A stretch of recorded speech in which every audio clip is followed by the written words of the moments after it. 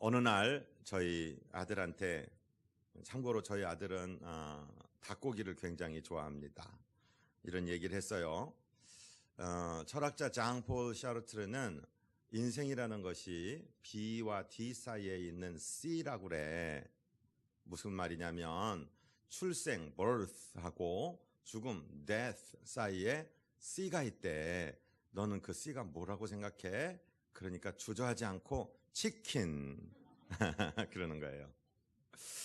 장폴 사르트르가 얘기한 C는 초이스를 말하는 것입니다. 우리 인생이 출생해서 죽을 때까지 계속 뭐를 하냐면은 선택을 하는 거예요. 오늘 아침에 몸도 피곤하고 그런데 주일이지만 예배 한번 제껴? 이런 생각도 하셨을 거예요. 아니야, 주일은 하나님의 날이야. 어떤 일보다도 나는 주일 예배 드려야 돼. 이런 마음이 썩었을 거예요. 그리고 여기 계신 분들은 승리하여서 선택을 예배 드리는 것으로 하신 것입니다. 그리고 그 은혜를 누리게 되는 것입니다. 사실 생각해 보면은 어느 학교에 가야 되느냐, 누구와 결혼해야 되느냐, 뭐 이런 거는 엄청 큰 선택이겠지만은 자꾸 이 사소한 것까지 다 선택하는 시대에 우리가 살고 있어요. 그래서 하나님은 우리의 선택을 굉장히 중요하게 생각하시는 하나님이십니다. 오늘 우리가 읽은 본문, 공부할 본문은 사실 전도할 때 많이 쓰는 본문입니다. 전도할 때, 예수 믿으세요 할 때 이 말씀을 많이 인용하는 본문인데, 오늘 본문에 보면 예수님께서 말씀하시기를 볼지어다 내가 문 밖에 서서 두드리고 있다, 이렇게 말씀하시는 것.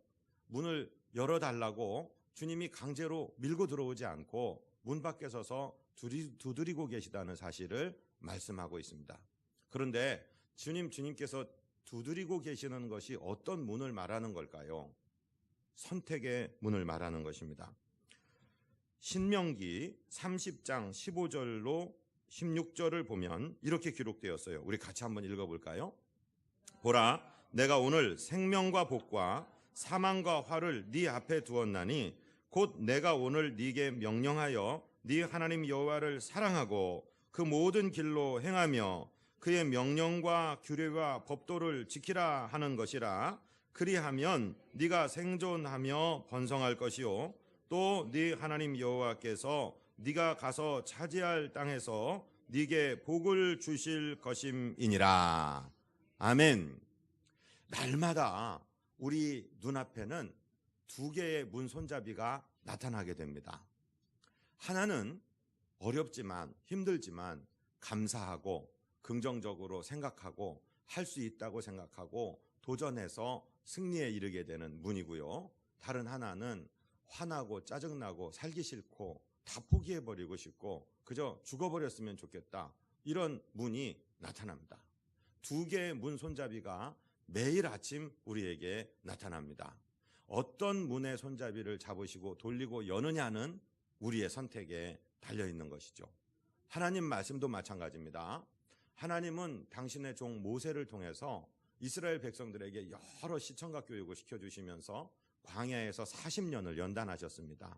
때로는 이스라엘 백성 절반을 오른쪽 그리심산이라는 곳에 세워놓고 또 절반을 왼쪽 에발산이라는 곳에 세워놓고 축복의 말씀과 저주의 말씀을 한 번에 전하시는 거예요. 이 말씀을 이렇게 지키면 너희는 세계 만민의 뛰어난 민족이 되고 하나님의 복이 넘칠 거다. 아멘 해라. 그럼 백성들이 아멘 아멘 합니다. 또 그런데 이 말씀을 거역하고 너희들이 육신이 이끄는 대로 사탄이 이끄는 대로 끌려가면 너희는 이러이러한 형벌을 받고 멸망하게 될 것이다. 또 아멘 해라 해서 아멘 아멘 하는 그런 시청각 교육을 하시고, 이제 신명기 30장 마지막 장에 와서는 결론을 맺는 거예요.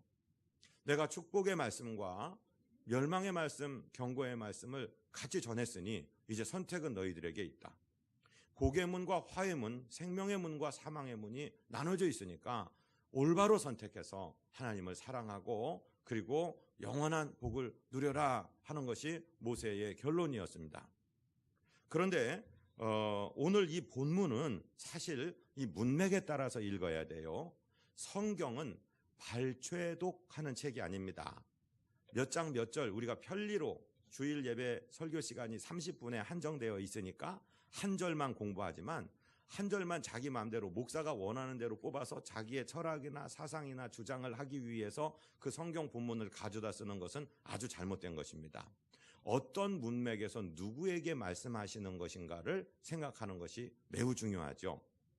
오늘 요한계시록 3장 이 부분은 소아시아, 아시아 마이너라고 얘기하는 지역의 7개 교회에게 보낸 편지 중에 한 교회에 보낸 말씀 중에 한 구절입니다. 사실 지금 터키 지역에 가면 이 지역의 이름들이 그대로 남아있고 소아시아의 7개의 교회는 저를 한번 따라해 보세요. 외우기 쉽게 가르쳐 드릴게요. 에서버두사빌라,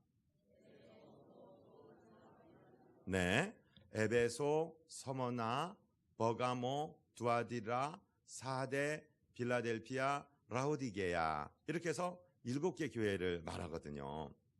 각자 어떤 교회는 칭찬의 말씀도 하시고 어떤 교회는 책망의 말씀도 하시는 편지를 보냅니다. 신천지 이단은 지금 자기네 그 교주 이만이라는 사람이 그 편지도 보냈고 또 그 편지를 받기도 하고 말도 안 되는 얘기를 많이 하는데, 그것은 예수님께서 예수님의 12제자 중에 막내였던 요한, 사도 요한에게 보내는 편지, 그 사도 요한을 통해서 각 교회 천사들에게 보내는 편지였다는 사실입니다. 그런데 이 라오디게아 교회는 어떤 교회냐면요, 부자들이 다니는 교회입니다. 돈이 많습니다. 그리고 라오디게아라는 지역이 상업이 발달한 도시입니다.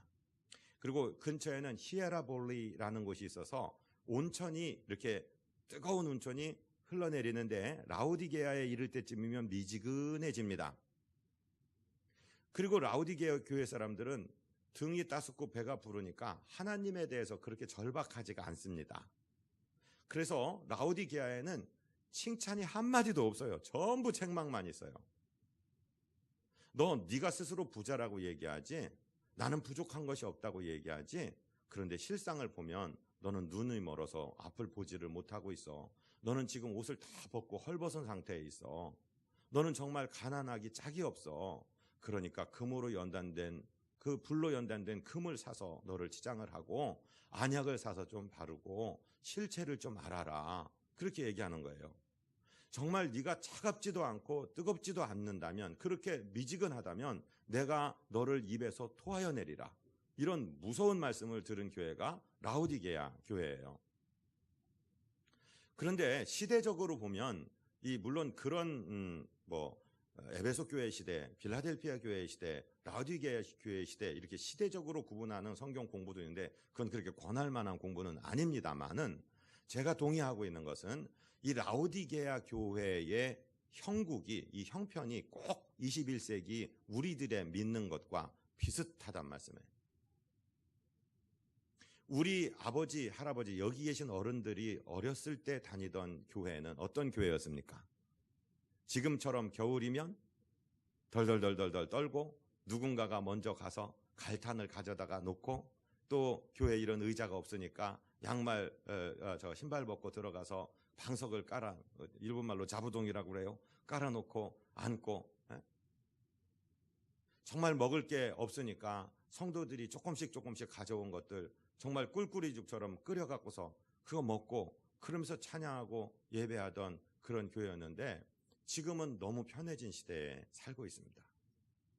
그래서 우리가 우려하는 것은, 우리 기성세대들은 그래도 하나님 앞에 나아가는데 우리 자녀 세대들, 여기 있는 젊은 사람들은 대단한 사람들입니다. 많은 교회들이 청년 예배를 드리는데 청년 교회라고 예배가 오후 2시에 시작이 돼요. 여러분, 놀라운 것은 요즘에 우리나라처럼 이 세상에서 편하게 사는 사람들이 없어요. 새벽 2시에 닭 튀겨 오세요. 그러면 튀겨다 주는 나라가 우리나라예요. 배달 앱이라는 것이 있어서 무슨 중국집 사장님한테 전화할 필요도 없고 손가락으로 몇 개 툭툭툭 누르면 탕수육도 가져오고 짜장면도 가져오고 그래요. 그런데 배달 앱 사장님이 나와서 얘기하는 걸 보니까, 어느 때가 당신들 가장 바쁩니까? 성탄절 전야입니다. 축구 경기, 국제 경기 하는 날입니다. 그런데 더 그거는 특별한 날이고 일반적으로 제일 바쁠 때가 언제냐니까 주일날 오전 10시입니다. 그러니까 젊은 세대들, 혼자 사는 세대들이 보통 잠을 2시, 3시 새벽에 자고 일어나는 시간이 주일날 오전 9시나 10시쯤에 일어난다는 거예요. 그걸 반증하는 얘기예요. 그리고 청년들이 오전 11시 예배, 어른 예배에 온다는 것은 매우 어려운 얘기입니다. 시대가 이런 시대가 돼버렸습니다. 교회 왜 못 왔어요? 교회 차가 안 왔어요. 그래서 우리 교회는 차량 운행을 안 하는 겁니다. 직접 당신 발로 걸어오시오. 와야 됩니다. 그거 자체가 예배입니다. 그것이 선택이고 그것 하나님이 받으십니다. 그런데 하여튼 이렇게 뜨뜻미지근한 시대가 되었는데 오늘 본문을 말씀하시기 바로 직전에 주님께서 하신 말씀이 3장 19절입니다. 같이 한번 읽을까요? 무릇 내가 사랑하는 자를 책망하여 징계하노니 그러므로 네가 열심을 내라 회개하라. 교회 7교회 중에 칭찬 한마디도 못 듣고 책만만 들었으면서도 가장 당신의 몸이 된 교회에게 정말 저주에 가까운 말씀, 네가 차지도 않고 뜨겁지도 않으니까 네가 미지근하니까 내가 입에서 토해내버릴 거야. 그런 엄청난 말씀을 하셨으면서도 주님은 우리에게 내가 사랑하기 때문에 너를 책망한다. 내가 사랑하기 때문에 너를 경계한다. 그러니까 열심을 좀 내. 그리고 회개해. 회개라는 말은 뉘우치고 돌이킨다는 것입니다. 한국 성도들은 회개는 회자는 잘합니다. 참회는 잘합니다. 울고불고 잘못했다고는 잘합니다. 그런데 개자, 고쳐내는 거, 삶을 바꾸는 거 이걸 잘 못해요. 오늘 초청은 예수 믿는 사람들 우리에게는 더 열심을 내고 더 회개해서 주님과 동행하라 이런 초청이고, 예수님을 아직 마음속에 영접하지 못한 분들에게는 네 마음의 문을 열고 나를 영접하라 이런 말씀입니다. 이 우리가 열어야 될 문은 구원의 문, 그리고 또 영생의 문, 또 주님을 향한 충성의 문인 줄로 믿습니다. 이 문을 열라는 것은 길이요 진리요 생명 되신 주님께 문을 열어달라 하는 말씀입니다. 그러면 문을 열면 어떤 일이 일어납니까? 우리 본문을 다시 한번 읽을까요? 볼지어다 내가 문 밖에 서서 두드리노니 누구든지 내 음성을 듣고 문을 열면 내가 그에게로 들어가 그와 더불어 먹고 그는 나와 더불어 먹으리라. 아멘. 굉장히 단순한 말씀을 하시는 거예요. 문을 열면 주님께서 들어오신다. 우리 마음의 문이 있다고 생각해 보세요. 우리 마음의 문이 있는데 이 문을 열면 주님께서 내 마음에 들어오신다. 우리 가정의 문이 있는데 가정의 문을 열면 주님께서 들어오신다. 그런데 들어와서 하실 수 있는 많은 이야기 중에서 무슨 말씀을 하시냐면 내가 그와 더불어 먹을 거야. 그리고 그는 나로 더불어 먹을 거야. 먹는다는 말씀을 하셨습니다. 오늘 만난 걸 잡수실 거예요. 오늘 오후에 우리 교회 김장을 완성해요. 다 만들어 놓은 걸 이제 공동 작업으로 다 버무리실 겁니다. 그래서 오늘은 김치 속하고 돼지 수육하고 만나게 잡수셔야 돼요. 지금 시장하신 분들은 기대하십시오. 근데 먹는다는 게 무슨 의미인지 한번 생각해 보세요. 내가 어떤 사람하고 얼마나 친하냐를 따지려면 그 사람하고 몇 번 밥을 같이 먹었냐 따져보면 정확하게 답이 나옵니다. 그래서 이 세상 사람 중에 제일 친한 사람들을 식구라고 그래요. 식구. 식구가 한자로 어떻게 되어 있냐면 먹을 식자, 입 구자예요. 한 상에 둘러앉아 같이 먹는 입들이 식구예요. 근데 주님께서 말씀하시기를 내가 문을 두드리는데 내 음성 듣고 문을 열면 내가 그에게로 들어가 그와 더불어 먹고 그는 나로 더불어 먹는다. 이 말씀은 주님께서 우리를 다스려 주시겠다. 주님께서 우리를 보호해 주시겠다. 주님께서 우리에게 공급해 주시겠다.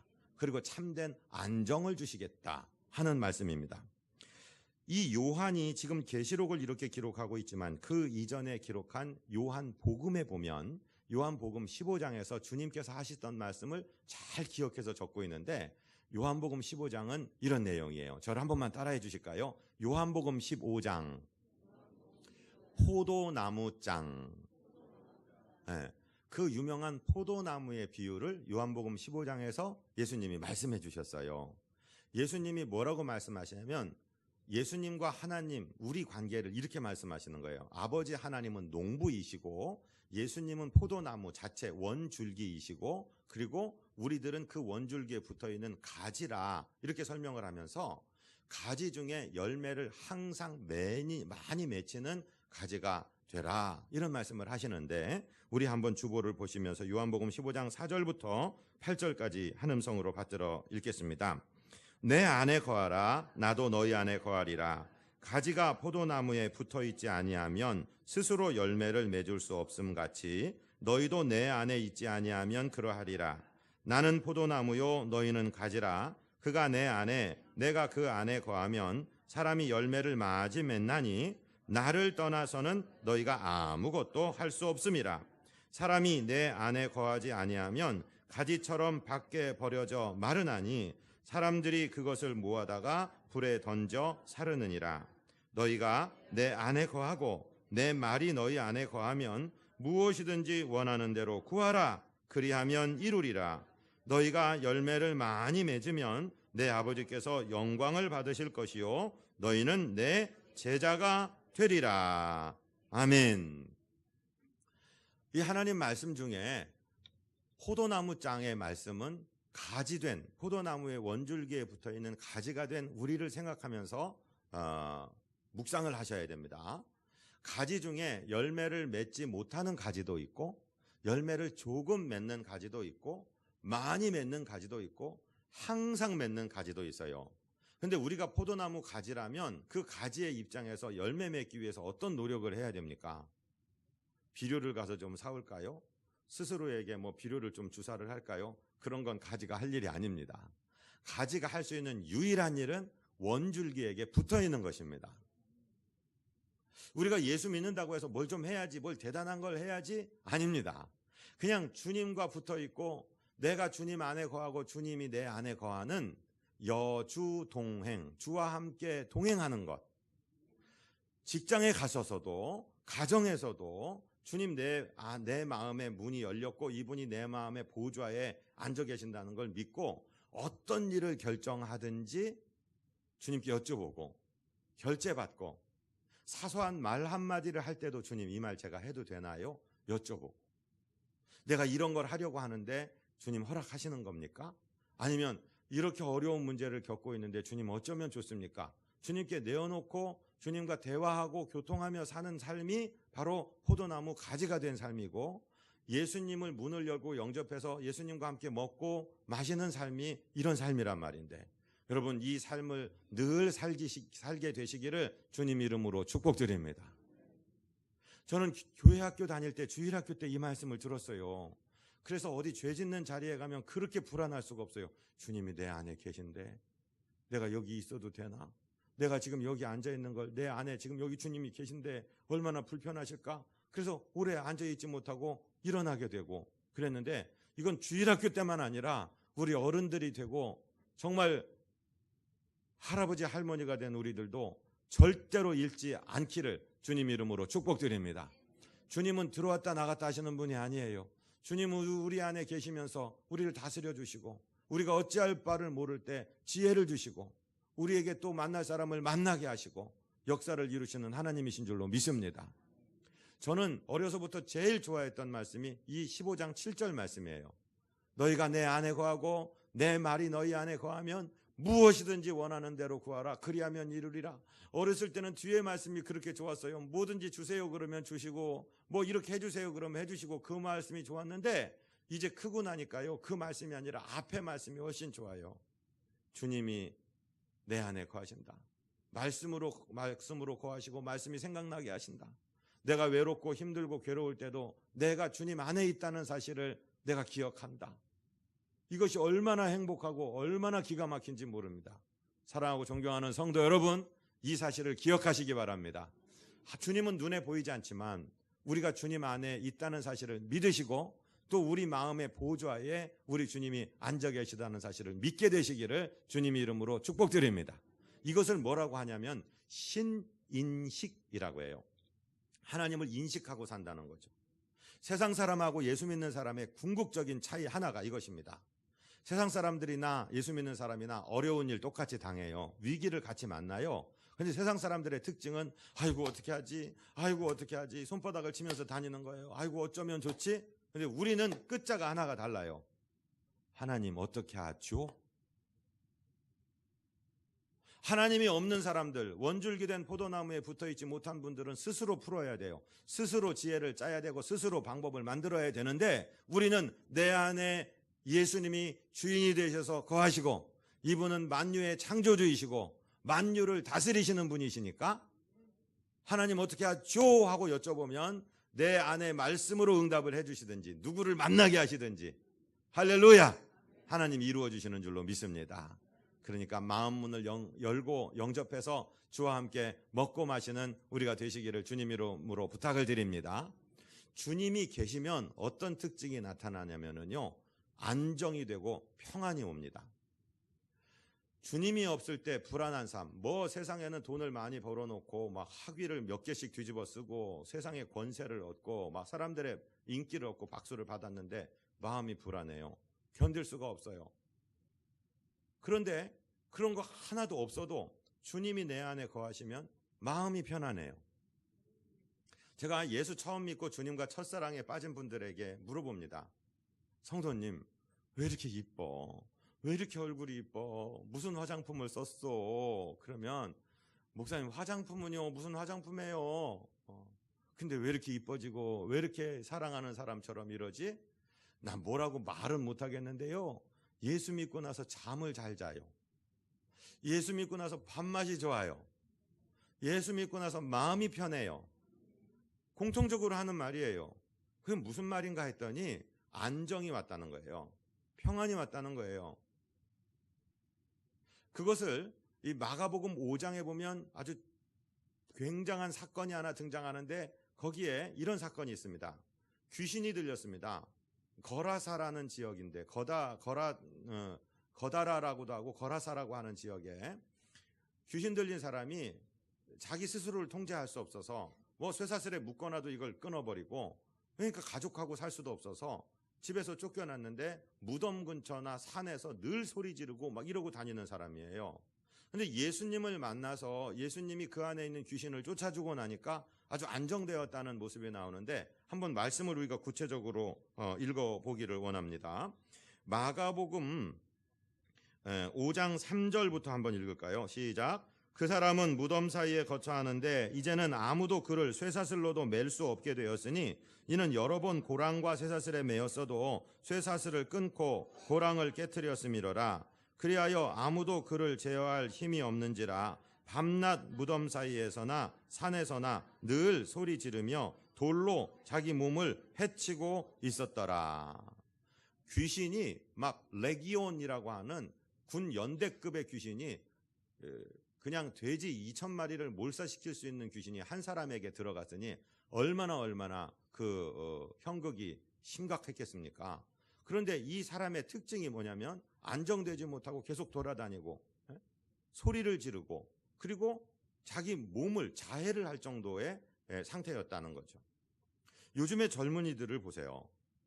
요즘은 아니라 언제나 젊은이들은 그랬지만 안정되기 전에 보면 최근에 그 다문화 러시아 어머니를 둔 중학생 아이를 막 뺏고 때리고 수년 동안 괴롭히고 결국은 아파트 옥상에 끌러 올라가서 밀쳐서 죽이는 이런 일을 행하는 아이들, 무슨 클럽이라고 얘기해서 거기 무슨 엑스터시 같은 환각약을 먹고 막 광란에 빠진 그런 사람들을 보면은 특징이 뭐냐면은 앉아 있질 못해요.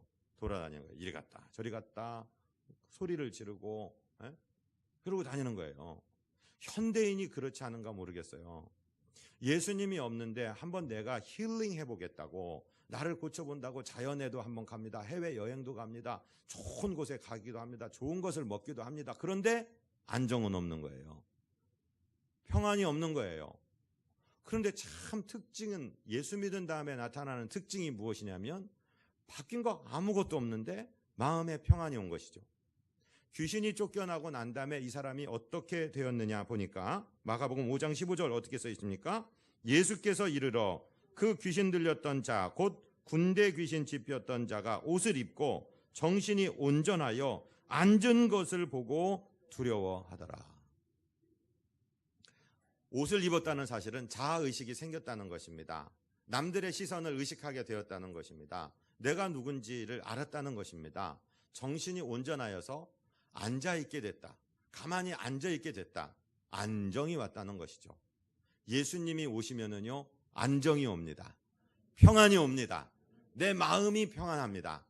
그래서 누가 뭐라고 해도 어느 정도의 자극은 잘 이겨낼 수 있습니다. 부부싸움을 심하게 하는 부부들을 특징적으로 보면 둘 다 불안해요. 한 사람이 불안한데 한 사람이 아주 안정되어 있으면 싸움이 되지 않습니다. 왜? 여유가 있으니까. 우리 남편이 지금 하던 일이 안 됐고 직장에서 굉장한 스트레스를 받는구나, 그럴 수도 있지 하고 안아줄 수 있는데 나도 힘들고 나도 지쳤는데. 그래서 Men from Mars, Women from Venus, 거기에 보면은 어느 정도냐면 남자 여자가 어느 정도 다르냐면 남성은 화성 출신이고 여자는 금성 출신이 지구에 와서 만나서 산다 그래요. 남자는 바깥에서 하루 종일 일하고 일했으니까 집에 가면서 하나의 기대, 나는 집에만 가봐. 내가 이놈의 양복 넥타이 다 풀어 던지고 나는 그냥 푹 쉴 거야. 나는 말 한마디도 안 할 거야. 이러고 들어가. 아내는 하루 종일 일하면서 이 억울한 일, 우리 남편만 오면 내가 이걸 얘기를 다 할 거야. 그래서 이 억울한 걸 다 풀 거야. 그게 현관에서 딱 만나는 거예요. 두 가지 니드가. 나는 조용히 쉬어야지. 나는 우리 남편한테 얘기 좀 해야지. 그러니 뭐 일이 되겠습니까? 그런데 불안하고 힘들어요. 그런데 누군가 안에 주님이 딱 거하고 계시면 이제 자기 생각, 자기 중심적인 생각이 아니라 우리 남편이 얼마나 힘들까. 들어오면 내가 아무 말 안 하고 발 씻겨주고 편히 쉬도록 만들어줘야지. 우리 아내가 혼자 얼마나 힘들었을까, 얼마나 할 얘기가 많을까, 내가 좀 들어줘야지. 그런 생각하지 않겠습니까? 제가요, 바깥에 가서 한 3박 4일 어느 다른 교회 집회하고 오잖아요. 그럼 다른 교회 가서 집회하고 온 사람이 할 말이 많을까? 집 지키고 있었던 사람이 할 말이 많을까? 그런데 여지없이 11시, 12시에 도착해도요, 그분이 말씀을 더 많이 하세요. 그럼 아이고 그랬구만. 그래서 들어줍니다. 저는 제 안에 예수님 계신 걸 믿습니다. 때때로는 제가 예수님 이겨먹을 때도 있었고, 아유 피곤해서 못해요 이럴 때도 있지만, 여러분 주님 모시고 안정되게 살아가시는 우리 모두 되시기를 주님 이름으로 축복드립니다. 근데 마지막에 생각해야 될 것이 이것입니다.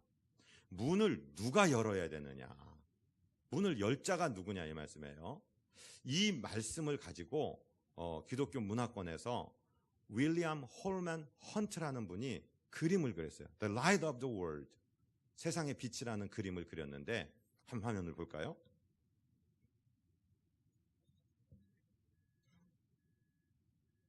세상의 빛이라는 헌트의 그림입니다. 준비가 안 됐습니까? 나중에 한번 저작권 문제로 아마 안 되는지도 모르는데 한번 집에서 찾아보세요. 저는 지금 흑백 프린터로 갖고 있어서 잘 안 보이실 거예요. 자, 이게 무슨 얘기냐면, 이 헌트의 원작을 다른 화가들이 그려서 예수님 전도할 때 이렇게 문을 두드리는 장면이 있잖아요. 그건 원작이 아니고, 이 윌리엄 홀만 헌트라는 사람이 그린 그림은 왼쪽 손에는 예수님이 등을 들고 계시고 오른쪽 손으로 문을 놓고 하세요. 근데 육중한 아주 돌담의 큰 문이 하나가 있는데, 그 문에는 거미줄이 잔뜩 쓸어 있어요. 문을 두드리는데 그 문을 자세히 보면 문 손잡이가 없어요. 즉 문을 바깥에서 밀고 들어갈 수는 없는 거예요. 안에서 열어줘야 열리는 거예요. 예수님은 저와 여러분을 로봇으로 만들지 않으셨습니다. 강제적으로 믿게 하지도 않습니다. 어느 종교처럼 경전을 들이대고 칼을 들이대고 죽을래 믿을래 이런 교회가 아닙니다. 예수님은 문을 두드리실 뿐입니다. 문을 여는 결정권은 내게 있습니다. 하나님 우리에게 자유의지를 주셨습니다. 그래서 우리가 예배 시간에 주일날 놀러 갈 수도 있고 세상을 즐길 수도 있어요. 그리고 주님 전에 와서 예배 드릴 수 있어요. 자유예요. 내가 예수님을 믿고 주님으로 섬길 수도 있고 거부하고 떠날 수도 있어요. 자유예요. 그런데 주님이 두드리고 있어요. 그 그림을 자세히 보면 그 육중한 문에 거미줄이 잔뜩 쓸어 있어요.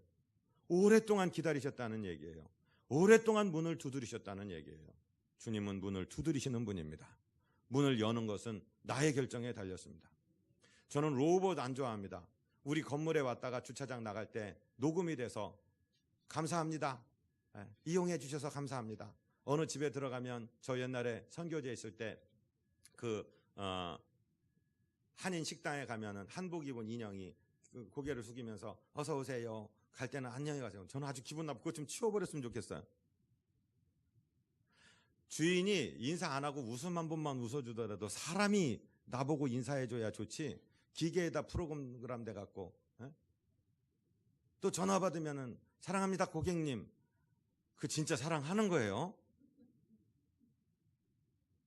프로그램 된 것보다 우리의 의지적인 것을 하나님 기뻐하신다고요. 우리가 문을 직접 마음 문을 활짝 열고 주님 내 마음에 들어오세요. 주님 나의 주인이 되어주세요. 내 마음 보좌에 앉아주셔서 다스려주세요.